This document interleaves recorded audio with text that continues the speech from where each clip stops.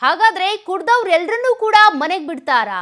No, ಕುಡ್ದವ್ರೆಲ್ರನ್ನೂ ಕೂಡ ಮನೆಗೆ ಬಿಡೋದಕ್ಕಾಗಲ್ಲ. ಹೆಚ್ಚು ಡ್ರಿಂಕ್ಸ್ ಮಾಡಿದವ್ರನ್ನ ಮಾತ್ರ ಬಿಡ್ತೀವಿ. ಎಂಜಾಯ್ಮೆಂಟ್ ಸ್ಥಳದಲ್ಲಿ 15 ರೆಸ್ಟಿಂಗ್ ಪ್ಲೇಸಸ್ ಅನ್ನ ಮಾಡಲಾಗಿದೆ. ಬೆಂಗಳೂರಲ್ಲಿ ಗೃಹ ಸಚಿವ ಡಾಕ್ಟರ್ ಜಿ ಪರಮೇಶ್ವರ್ ಅವರು ಸ್ಪಷ್ಟನೆ ಕೊಟ್ಟಿದ್ದಾರೆ. ಕುಡಿದು ತೂರಾಡೋರೆಲ್ಲರನ್ನೂ ಕೂಡ ಮನೆಗೆ ಕರ್ಕೊಂಡು ಹೋಗಿ ಡ್ರಾಪ್ ಮಾಡೋದಕ್ಕಾಗಲ್ಲ. ಕುಡಿದು ನಡೆಯೋದಕ್ಕೆ ಆಗದವರನ್ನ ಬಿಡ್ತೀವಿ. ಕೆಲವರು ಪ್ರಜ್ಞೆ ಇರದ ಮಟ್ಟಕ್ಕೆ ಹೋಗ್ಬಿಡ್ತಾರೆ, ಅಷ್ಟು ಕುಡ್ದಿರ್ತಾರೆ, ಅಂಥವ್ರನ್ನ ಮಾತ್ರ ನಾವು ರೆಸ್ಟಿಂಗ್ ಪ್ಲೇಸ್ಗೆ ಬಿಡ್ತೀವಿ.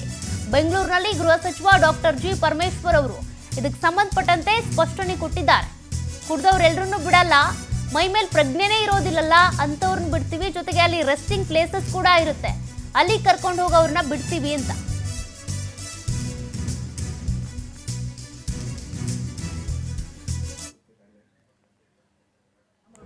ತುಂಬ ಅವರು ನಡೆಯೋಕ್ಕೆ ಆಗೋದಿಲ್ಲ, ಅವರಿಗೆ ಪ್ರಜ್ಞೆನೇ ಇರೋದಿಲ್ಲ ಅನ್ನೋ ಮಟ್ಟಕ್ಕೆ ಕೆಲವರೆಲ್ಲ ಹೋಗ್ಬಿಡ್ತಾರೆ ಎಂಜಾಯ್ಮೆಂಟ್ ಮಾಡುವಾಗ.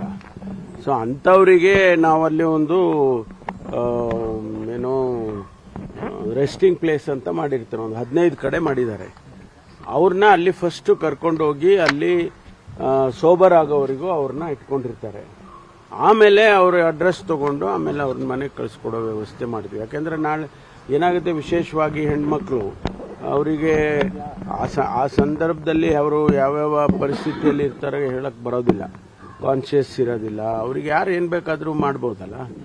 ಆ ಸೇಫ್ಟಿಗೋಸ್ಕರ ನಾವು ಈ ಕ್ರಮ ತಗೊಳಕ್ಕೆ ಮಾಡುತ್ತಾ ಇದ್ದೀವಿ. ಬೇರೆ ಬೇರೆ ಪರ್ಪಸ್ ಏನಿಲ್ಲ. ಬೇರೆಯವ್ರು ಯಾರು ಕೂಡ ಮಿಸ್ಯೂಸ್ ಮಾಡ್ದಂಗೆ ನೋಡ್ಕೋಬೇಕಲ್ಲ. ಎಲ್ಲರಿಗೂ ತಗೊಂಡೋಗಿ ಬಿಡೋದಿಲ್ಲ.